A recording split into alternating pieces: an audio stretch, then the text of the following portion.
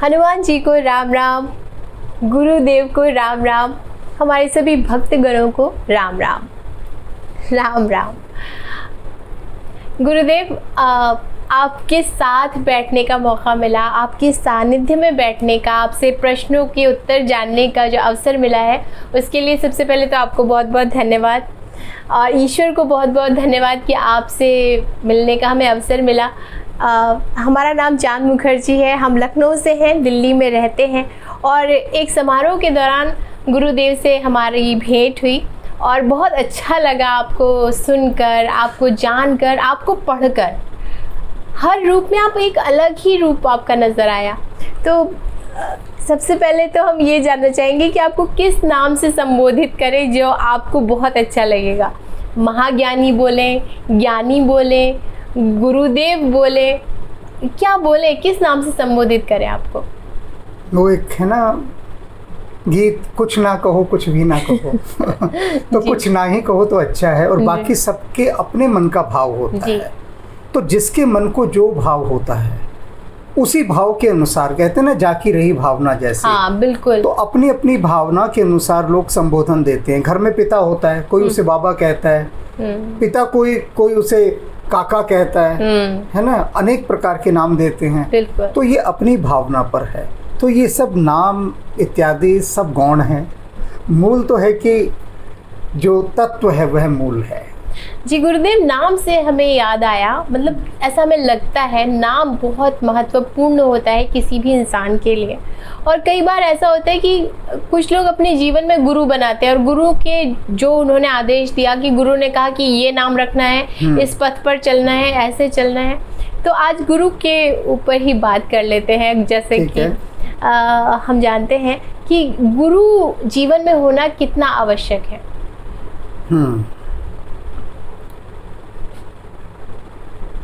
तुम पढ़ी लिखी हो? जी बिल्कुल। पढ़ी लिखी, बिल्कुल। शक्ल सूरत से भी लग रही हो, अंदाज से भी लग रही हो। कितना पढ़ी हो? ग्रेजुएट किया हो। तो जीवन में अगर तुम विद्यालय ही ना गई होती, तुम्हें जीवन में गुरु ही ना मिले होते, तो क्या ग्रेजुएट कर पाती? बिल्कुल नहीं कर पाती ना। तो बचपन से लेके गुरु की तो आवश्यकता रही हमेशा। जब तक गुरु नहीं होता तब तक मनुष्य कुछ सीख नहीं पाता। बिल्कुल। क्योंकि मनुष्य जो है, ईश्वर ने जब मनुष्य को धरती पर भेजा तो उसने उसे ब्लैंक करके भेजा है। यानी समझो कि खाली डिस्क, खाली टेप, उसके ऊपर हमें कुछ ना कुछ चढ़ाना पड़ता है। पशु जो है ना, वो पूरा पशु बनकर तैयार आता है। एक कुत्ता है, ईश्वर उसे पूरा कुत्ता बनाकर भेजेगा, कंप्लीट। उसके कुत्तेपन में कहीं कोई कमी नहीं होती। एक गाय है, उसको भगवान पूरी गाय बनाकर भेजता है। एक उदाहरण के द्वारा समझाता हूँ। तुम संसार के किसी भी जानवर को पानी में फेंक दो, किसी भी जानवर को पैदा होते ही फेंक दो, वो तैरकर बाहर आ जाएगा। अच्छा। किसी भी जानवर को, वो चाहे जीवन में कभी ना गया हो पानी के अंदर। अच्छा। लेकिन इंसान के बच्चे को फेंक दो, इंसान फौरन डूब जाएगा। अच्छा। संसार में केवल इंसान ही एक ऐसा है जिसको तैरना सीखना पड़ता है और किसी को नहीं, जबकि इंसान भी जानवर है। सोशल स्टडी क्या कहती है? Man is a social animal. Animal तो है ना ये जी। मनुष्य कोई अलग थोड़ी ना है, ये भी जानवर का एक हिस्सा है। बिल्कुल। लेकिन ये एक ऐसा जानवर बनाया है कुदरत ने कि जिसको सब कुछ सिखाना पड़ता है, सीख कर कुछ भी नहीं आता, और इसीलिए ये डूब जाता है। हर मनुष्य जिसको तैरना नहीं आता, जिसने तैरना नहीं सीखा, वो डूबेगा ही डूबेगा। तो तैरना उसे सीखना पड़ा। क्यों? क्योंकि उसका सब कुछ सिस्टम खाली है। तुम जिस जगह पैदा हुई हो, जो माहौल तुम्हें मिला, तुम्हें वही भाषा सीखनी पड़ी और वो सिखानी पड़ी तुम्हें। पशुओं को कोई भाषा सिखानी पड़ती है क्या? सब कुछ उनके ब्लूप्रिंट में सब कुछ पहले से फीड होता है और वो अपने आप उघड़ता जाता है ज़रूरत पड़ने पर। लेकिन इंसान को हर चीज़ सीखनी पड़ती है, हर चीज़। कोई भी ऐसी चीज़ नहीं, यहाँ तक कि उसे चलना भी सीखना पड़ता है। देखते हो बचपन में माता पिता कितने जतन करते हैं उसको सिखाने के कि भैया तू अपने पैरों पे खड़ा होकर चलना सीख। कितनी मशक्क़त करनी पड़ती है तब वो सीखता है। तो मनुष्य का जो शरीर है ये सिखावन से ही चल सकता है, यानी ट्रेनिंग से। जब तक इसको कोई सिखाएगा नहीं, और सांसारिक दृष्टि से टीचर चाहिए होता है, जिसको शिक्षक कहते हैं। शिक्षक और गुरु में ज़मीन आसमान का अंतर है। तो जो टीचर हमें मिलते हैं, शिक्षक हमें मिलते हैं, वो हमें सिखाते हैं। अब तुम इतना पढ़ लिख कर आई, तुम कहो कि जीवन में टीचर की क्या ज़रूरत है, इस प्रश्न को तुम ऐसे भी पूछ सकती थी। नहीं है ना, ज़रूरत है बिल्कुल। तो जिस तरह से हमें अपने शरीर और इस संसार से संबंधित गतिविधियों को जानने के लिए, अब बच्चा स्कूल क्यों जाता है कि पढ़ लिख कर उसे एक अच्छी नौकरी मिले, पैसा मिले, इसके अलावा कोई उद्देश्य नहीं होता। तो उसके लिए वो उस संबंध के गुरु ढूंढता है। पहले तो गुरु का मतलब समझ लो क्या है, कि किसी भी क्षेत्र में जो उस विषय का विशेषज्ञ है, जानकार है, उसे गुरु कहते हैं। अब जो छोटे स्तर के आगे सांसारिक, वहाँ वो शिक्षक कहलाया। विद्यालय में शिक्षक होते हैं। तो ये जीवन में गुरु की उपयोगिता इसलिए कि जब हम अपनी शिक्षा का तो विकास कर लेते हैं, शिक्षा किसका विकास करती है? ब्रेन का, बुद्धि का, मन का नहीं करते, वो सिर्फ बुद्धि का। क्योंकि मैंने कई लोगों से पूछा जो बड़े बड़े एग्ज़ाम क्रैक करना चाहते हैं कि तुम क्यों इतने बड़े बड़े एग्ज़ाम क्रैक करके अच्छी पोस्ट पर जाना चाहते हो, तो वो कहते हैं कि दौलत मिलेगी, शोहरत मिलेगी। किसी का भी ये उत्तर नहीं होता कि हम देश की सेवा करना चाहते हैं, कि एक रुतबा मिलेगा, स्टेटस होगा। कहते हैं ना, सैया भाई को तो लब डर का का। तो जब मनुष्य अपनी आत्मा की ओर देखता है, तब उसे लगता है कि आत्मा का भी तो कोई मार्गदर्शक चाहिए, और जब उसकी प्यास बढ़ जाती है तब गुरु की आवश्यकता होती है। गुरुदेव, आपको जितना सुनते हैं उतना ही ज़्यादा अभिभूत हो जाते हैं और मन करते हैं कि आप ही बोलते रहो और ये बातें कभी भी समाप्त ना हो। लेकिन क्योंकि जिज्ञासा है तो आपसे पूछना और समयावधि भी देखनी होती है। तो एक श्लोक है जो दोहा कई सालों पहले कहा गया कि गुरु गोविंद दोऊ खड़े, काके लागू पाए, बलिहारी गुरु आपने गोविंद दियो बताए। तो जब कई सालों पहले गोविंद को बता दिया गया, यानी ईश्वर को बता दिया गया है कि ईश्वर को ही सब कुछ मानो, तो गुरु फिर किस वजह से गुरु को बीच में रखा जाए? गुरु है चांद। अच्छा। तुम्हारा नाम भी चांद ही है ना जी। गुरु चांद किस मायने में, ये जान लो। तुम सूरज की तरफ सीधे सीधे नहीं देख सकते, ठीक है, और ना सूरज की रोशनी को देख सकते, ना उसके ताप को सहन कर सकते हो। बिल्कुल। तो सूरज की जो तपिश है वो जब चांद पर जाती है तो वो तपिश चांदनी बनकर लौटती है। तुम चांद को घंटों देख सकते हो, और जो मैं एक पूर्णिमा पर ध्यान कराता हूँ, फुल मून मेडिटेशन, उसमें 10-10 घंटे चांद को देख सकते हो। 10 घंटे? हाँ, लगातार। तो क्या तुम, चकोर तो देखता ही है ना चांद को, तो क्या तुम 1 घंटा भी सूरज को देख सकती हो लगातार? 1 घंटा 5 मिनट शायद मुश्किल से देखा जाता। 5 मिनट भी नहीं देख सकते। तो जो ईश्वर है वे है महासूर्य जी, और जो गुरु है वो है चांद। तो उस महासूर्य का जो भी कुछ आता है वो चांद अपने ऊपर लेता है, और उसको, सूरज की तपिश को वो चांदनी बनाकर लौटाता है। ठीक है। चांदनी में अमृत होता है, सोम होता है। तो गुरु के पास शिष्य बहुत देर बैठ सकता है, परमात्मा के पास नहीं बैठ सकता, यानी सूरज के पास नहीं बैठ सकता। इतनी गूढ़ बात। और इसीलिए गुरु पूर्णिमा होती है, क्योंकि गुरु को चांद कहा गया है। वह हर तरह से आपको शीतल रखता है, तृप्त करता है, और जो भी कुछ परमात्मा से मिलता है उसे पचा कर, डाइजेस्ट करके कितना आपको देना है वो आपको देता है। इसलिए जो है ये गुरु की भूमिका बहुत अहम है। इस बात में तो हम निश्चित हो सकते हैं कि जितने भी लोग सुन रहे हैं, इस वक्त देख रहे हैं, आपसे ज़रूर बहुत अभिभूत हो रहे होंगे, बहुत ज़्यादा उत्साहित हो रहे होंगे, उनके दिल में भी बहुत सवाल हो रहे होंगे, आ रहे होंगे। गुरुदेव, हम ये कहेंगे कि हर व्यक्ति अपने आप में श्रेष्ठ है, कुछ ना कुछ, जैसे कि आपने कहा कि खाली होता है फिर बड़ा होता है, सीखता जाता है। हर इंसान अपने आप में श्रेष्ठ है। आपको देखते हैं, आप अपने आप में मतलब बहुत बड़ी विभूति है। किसी भी इंसान को हम देखते हैं, हमें लगता है कि इसमें ये क्वालिटी तो बहुत अच्छी है। तो क्या, किस तरह से चयन किया जाए गुरु का कि हाँ ये इंसान मेरा गुरु है, या इसको अपने आदर्श मानना चाहिए? किस तरह से हम चयन कर सकते हैं गुरु का? गुरु का चयन हम कभी कर ही नहीं सकते। तो गुरु हमारा चयन करते हैं, क्योंकि इतनी समझ होती है तो फिर बात ही क्या थी। अच्छा। गुरु का चयन व्यक्ति के द्वारा नहीं होता, बल्कि जो निज़ाम है कुदरत का, अच्छा, जो प्रकृति की व्यवस्था है, वो आपकी तरक्की देखती है भीतर की कितनी हुई। कि आपने अपनी इनर ग्रोथ कितनी कर ली, और जितना आपका विकास हुआ होता है ना, उसी की तुलना में वो वैसा ही गुरु भेजती है प्रकृति। प्रकृति आपका जो स्टेटस है, आपका जो होना है, उससे बहुत बड़ा गुरु आपके लिए नहीं भेजेगी। आपसे बस इतना कण मात्र का ऊपर भेजेगी गुरु, आपके ही लेवल का होगा, आपसे थोड़ा सा ऊपर होगा। इसलिए तुमने देखा होगा कि जो पीएचडी कराते हैं उनके पास कितने स्टूडेंट होते हैं? 2 या 3। अच्छा, ओ 2 या 3 होते हैं बस, क्योंकि वो ज़्यादा होते ही नहीं उनके पास, क्योंकि वो पीएचडी करा रहे हैं। अब वो जो पीएचडी लेवल का है, क्या वो पहली क्लास के दूसरी क्लास के बच्चों का गुरु हो सकता है? नहीं, कभी नहीं हो सकता, हो ही नहीं सकता। नहीं।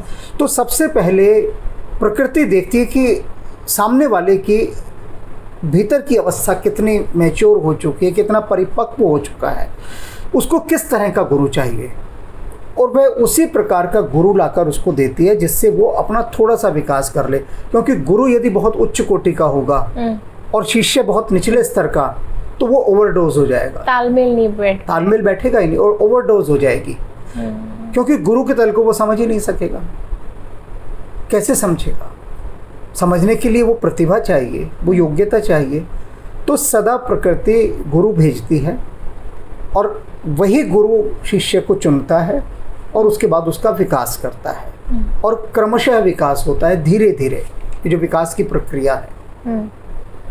तो गुरुदेव, हम ये जानना चाहेंगे, जैसे कि आपने कहा कि प्रकृति स्वयं ही गुरु भेज देती है, तो हर आयु के अनुसार गुरु आ जाते हैं, स्वयं ही आ जाते हैं?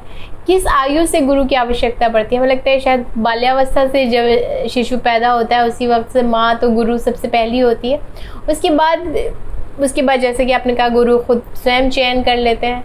तो बेसिक कि कब समझ में आता है इंसान को? बच्चेपन में तो इंसान को समझ में नहीं, इतनी समझ नहीं होती कि वो उसको गुरु चाहिए या नहीं चाहिए, या गुरु कैसा होना चाहिए। जो उसको बताता है जैसा वो सीखता चला जाता है। यही वजह शायद कुछ बच्चे भ्रमित हो जाते हैं, मतलब पथ से भटक जाते हैं। तो किस एक 60 साल को उम्र में आयु आने के बाद कोई इंसान सोच सकता है कि काश मैंने गुरु किया होता कभी उसके दिल में? तो क्या वो समय भी उतना ही उपयुक्त है पहले की तरह? या कब इंसान को, कौन सी आयु ऐसी होती है जब इंसान को निश्चित कर लेना चाहिए कि अब तो मेरा गुरु होना ही चाहिए? ना उम्र की सीमा हो, ना जन्म का हो कोई बंधन, यहाँ तो कोई सीमाएं हैं ही नहीं। गुरु तो मृत्यु से एक क्षण पहले भी बन सकता है। अच्छा, एक क्षण पहले भी, और होता है। एक प्रसंग सुनाता हूँ, भगवान बुद्ध के समय की बात है जी। कि वे एक गांव से गुजरते थे जी। तो एक व्यक्ति कहता था, मैं कभी आऊँगा आपके दर्शन करूँगा, कभी आऊँगा दर्शन करूँगा। बुद्ध उसके गांव के आगे से 20 बार गुजरे, यानी 20 साल तक। अच्छा। और वो कभी नहीं आया। लेकिन अंतिम समय में किसी ने उसे कहा कि बुद्ध जाते हैं, विदा होते हैं, तो उससे पहले तू जाकर दर्शन कर ले। तो वो आखिरी स्टेज में भागा भागा गया। बुद्ध उस समय धरती से विदाई होने वाले थे। अच्छा। और वो जाकर बुद्ध के चरणों में गिर गया। और बुद्ध के चरणों में गिरते ही उसे तत्काल ज्ञान उपलब्ध हो गया, क्योंकि उसकी तीव्रता इतनी थी, भीतर की तीव्रता, कि उस तीव्रता ने वो सब कुछ, जैसे कहते हैं ना कि सारा सागर ही बूंद के ऊपर आ गिरा हो। जिस गहराई से, जिस तीव्रता से, जिस प्यास से वो भागता हुआ गया था, तो वो उसी क्षण तत्काल वहाँ पर उपलब्ध हो गया ज्ञान को। मतलब बुद्ध ने जो दे सकते थे, जो पिछले 20 साल तक वो वंचित होता रहा, क्योंकि उस समय उसने उस अवसर को नहीं छोड़ा। जीवन में हमारे एक अजामिल की भी कथा आती है। अच्छा। अजामिल एक बहुत पापी व्यक्ति था, बहुत ही पापी। मतलब जीवन भर उसने पाप के अतिरिक्त कुछ नहीं किया, कुछ भी नहीं किया।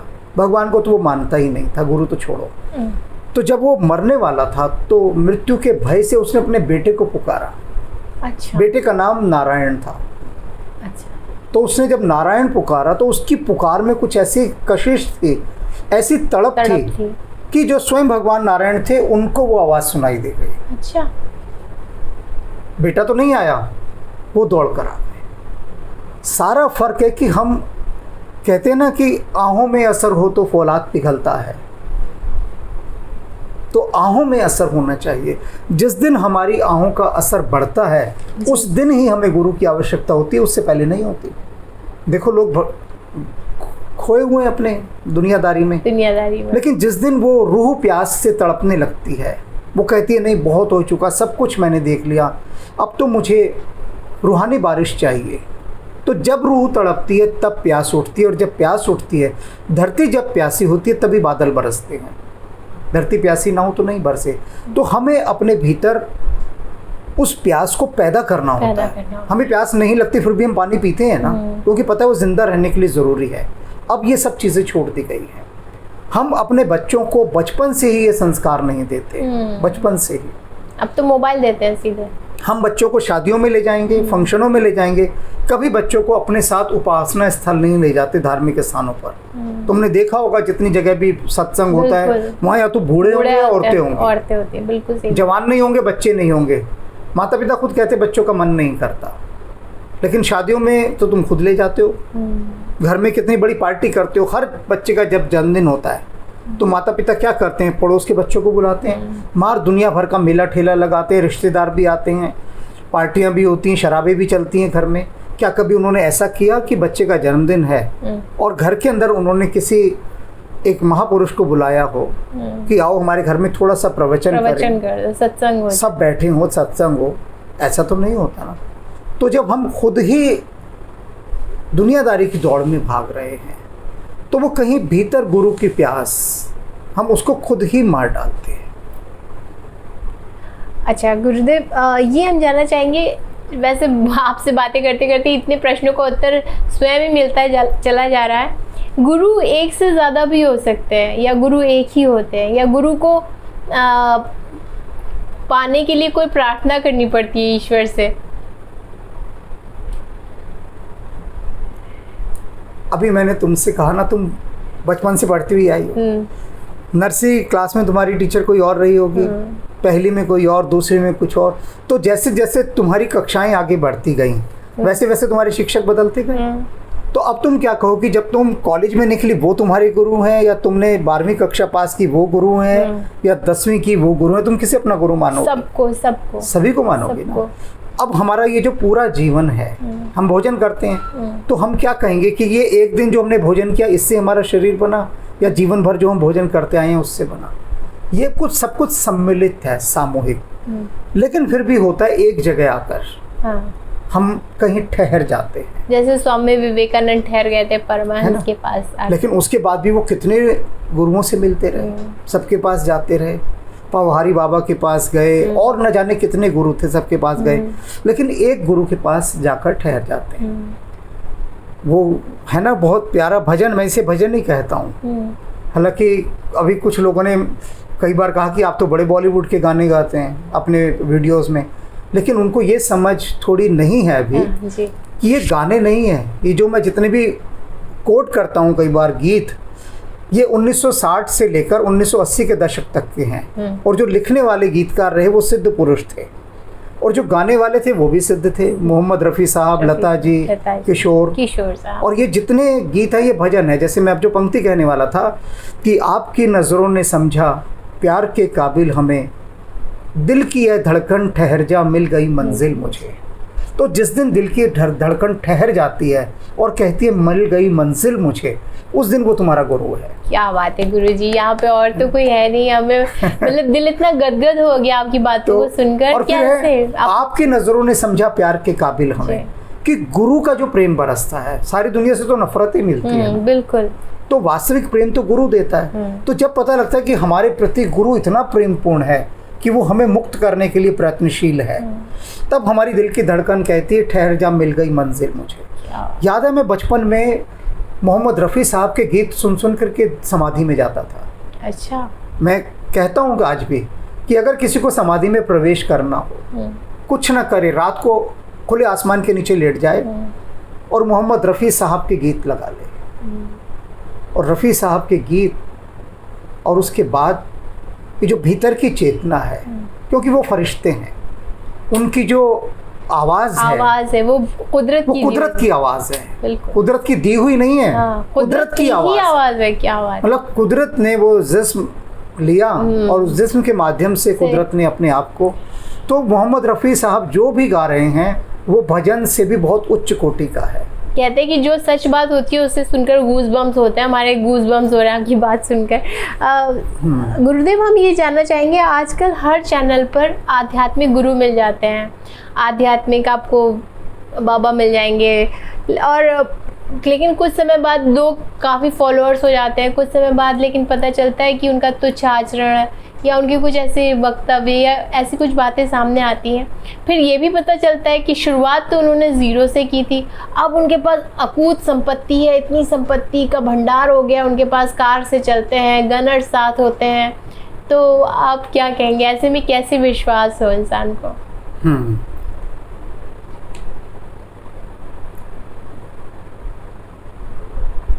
रामकृष्ण परमहंस एक बात कहते हैं जी, कि जो भक्ति का तेल लगाकर उतरता है सागर में, उसे सागर के जीव जो है ना नुकसान नहीं पहुंचाते।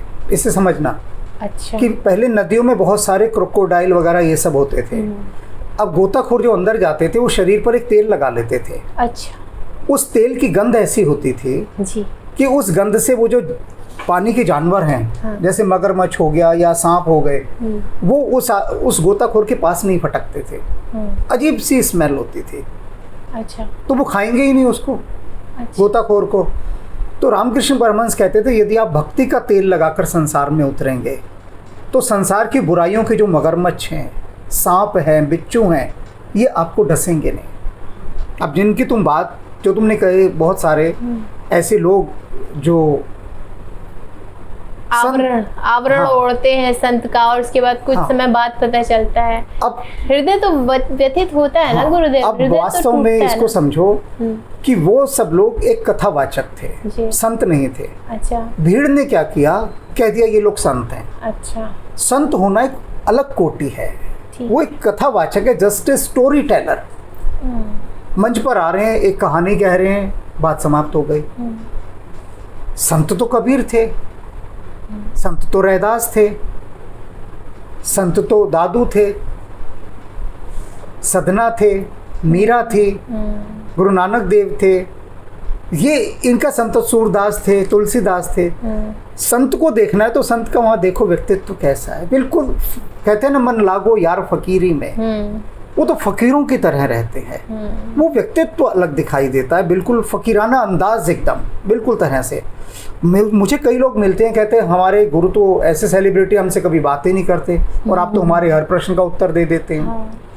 हुआ क्या, जो माया है, माया इतनी घनीभूत होती है कि व्यक्ति को तत्काल डिगा देती है यदि उसने भक्ति ना की हो, तो भक्ति का तत्व ना हो। यदि दृष्टि परमात्मा पर है ना, दृष्टि आपकी ईश्वर पर है, तो किसी भी प्रकार का प्रलोभन, किसी भी प्रकार का दोष, कोई व्यसन वो आपको छू नहीं सकता। क्या? अगर दृष्टि वहाँ पर है, क्योंकि वो दृष्टि वहाँ है तो क्या है, इसका मतलब आपने वो तेल लगाया हुआ है भक्ति का। तो जैसे मच्छरों को से बचने के लिए हम बहुत सारे तेल लगा लेते हैं ना, कि भाई ये तेल लगा लो तो मच्छर नहीं काटेगा, मच्छर आता ही नहीं पास। तो इसी तरह से मनोविकार तब करीब आते ही नहीं।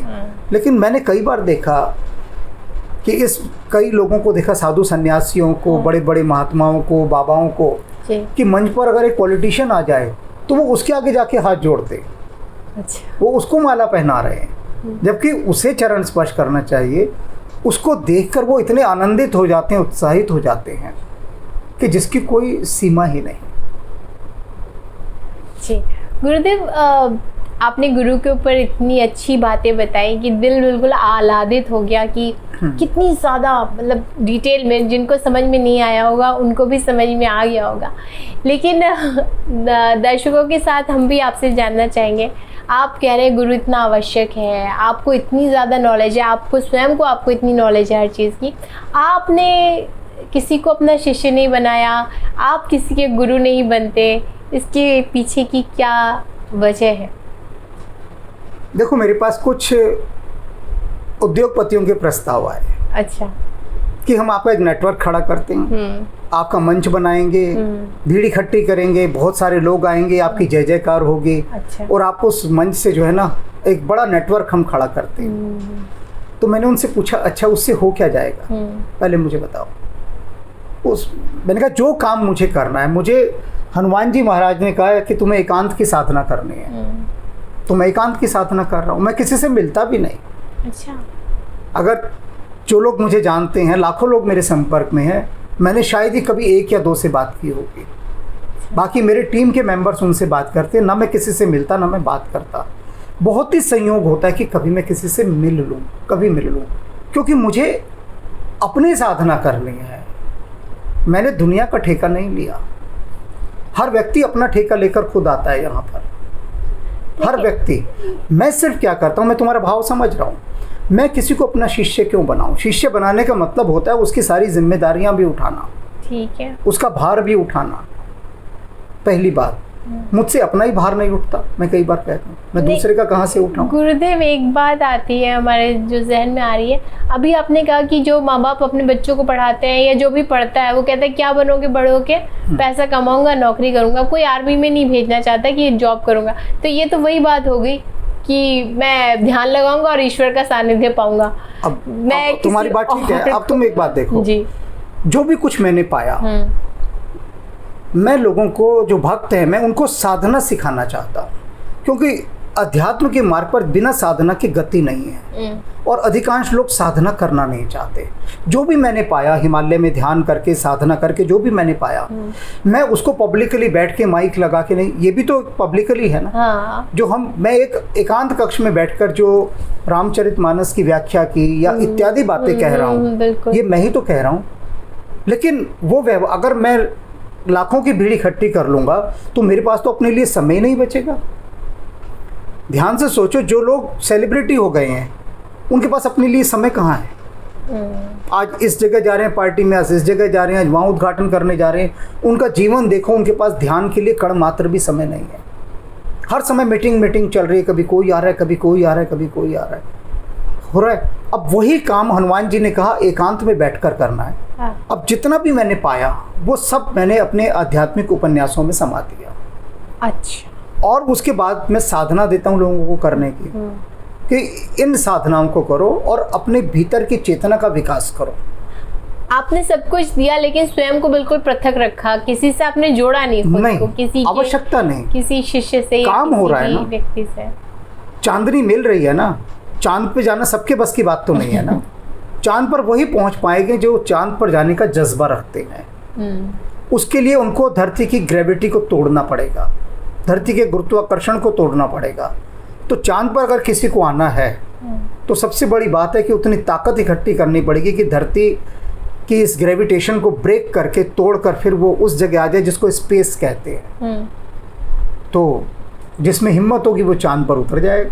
नहीं तो चांदनी तो मिल ही रही है ना। मकसद चांदनी से है ना, मकसद ज्ञान से है, मार्गदर्शन से है। मैं किसी का गुरु नहीं हूँ लेकिन मार्गदर्शक हूँ। मैं स्वयं भी, कई लोग कहते हैं कि, मैंने कहा मैं ध्यान का एक मार्गदर्शक हूँ, गाइड, जस्ट रास्ता दिखाने वाला। तुम कहीं भी जाती हो, किसी महल देखने गई, हिस्टोरिकल प्लेस पे, वहाँ तुम्हें गाइड मिलते हैं। तो गाइड तुम्हें एक एक चीज़ दिखाता है, सब कुछ बताता है। तुम भटक सकती हो अंदर, लेकिन गाइड भटकने नहीं देती। अकेले चले जाओ तो भटक जाओगी। ऐसे ऐसे महल बने हुए हैं, लेकिन गाइड उन सब में तुमको ले जाएगा, दिखाएगा, लाएगा, तुम्हारा मार्गदर्शन करेगा, वापस लाकर खड़ा कर देगा, सब कुछ दिखाकर। तुम गाइड को फूल माला तो नहीं पहनाती ना कि गाइड के पैर छू रही हो कि गाइड जी आपने तो बड़ी कृपा की कि हमें इतना सब कुछ दिखाया। बात खत्म, कोई गाइड नहीं, रास्ते दिखे। तो मैं सिर्फ एक गाइड हूँ, रास्ता दिखा रहा हूँ, मेरा रोल खत्म।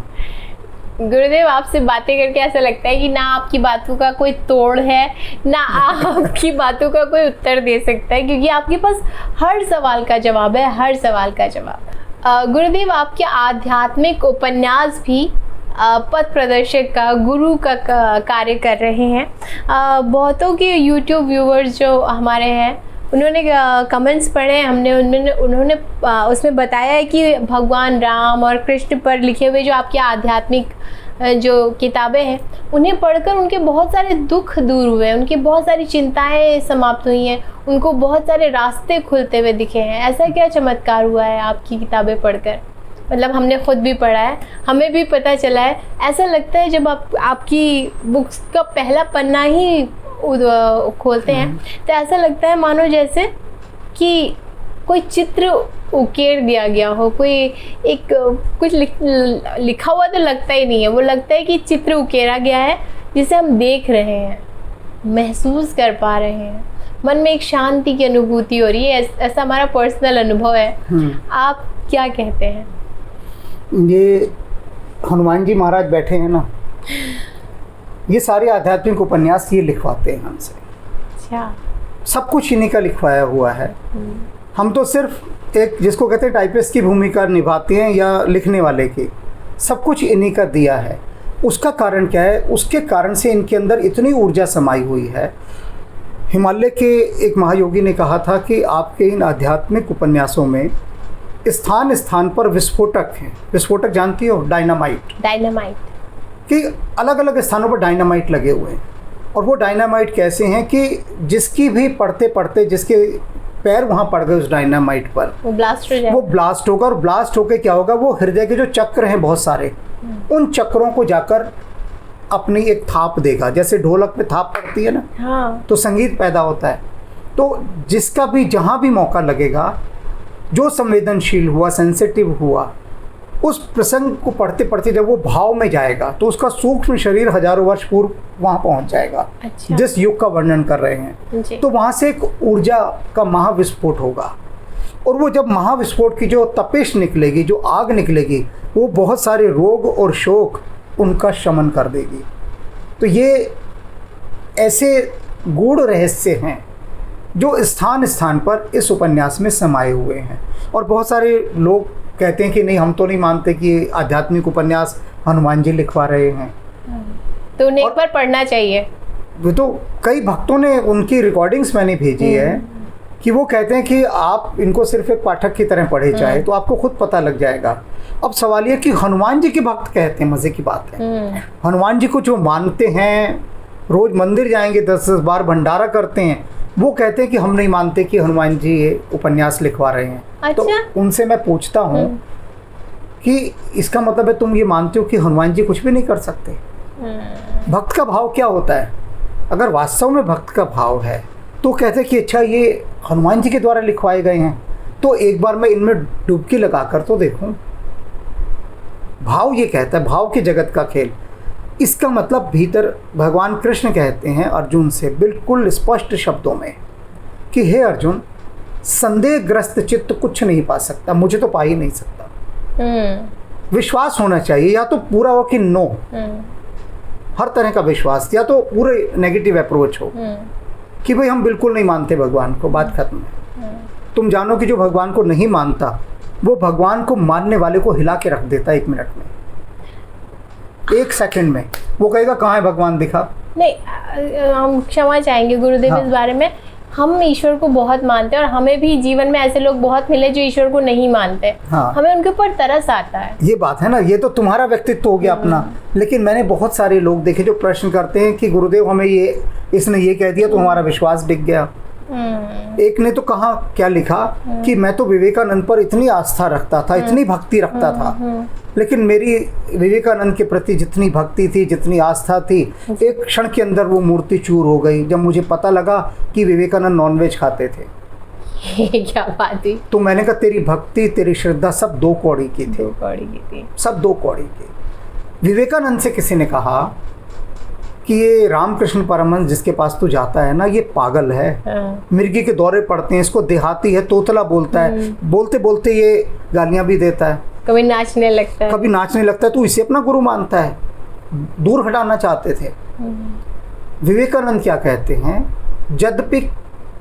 यद्यपि मेरा गुरु कलवार घर जाए, यद्यपि मेरा गुरु कलवार घर जाए, तथापि मेरा गुरु है नित्यानंद राय। यानी मेरा गुरु चाहे शराब पिलाने वाली स्त्री के घर जाता हो, अच्छा। तो भी वो मेरा गुरु वही नित्यानंद राय है। वो कहते हैं मुझे रामकृष्ण परमहंस पर इतना अटूट विश्वास है। क्या बात। और लोगों की भक्ति देखो कि कल तक स्वामी विवेकानंद पर पूरा विश्वास था। हाँ। अपना आराध्य मानता था, और कहता है एक दिन में मेरी मूर्ति टूट गई कि मुझे पता लगा वो तो नॉनवेज खाते थे, इसका मतलब वो महान पुरुष है ही नहीं। मैंने कहा अब से पहले कितने जन्मों में ना जाने तू नॉनवेज खाता रहा होगा, और आज भी खाता है, बिस्किट खाता है, बर्थडे केक खाता है। मैंने कहा उनमें कहीं ना कहीं होता ही है।